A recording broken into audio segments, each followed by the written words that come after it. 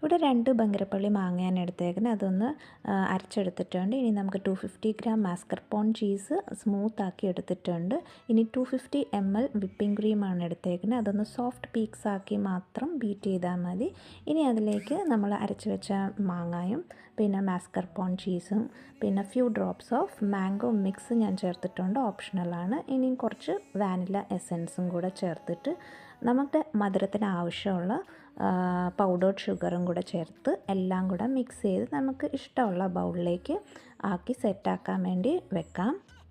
ഇവിടെ ഞാൻ white chocolate great ചെയ്തതും മാംഗോ പീസും വെച്ച് മിൻറ്റ് ലീവ്സും വെച്ചാണ് ഡെക്കറേറ്റ് ചെയ്ത്. ഡെക്കറേഷനൊക്കെ നിങ്ങളുടെ ഇഷ്ടമുള്ള പോലെ ചെയ്യാം.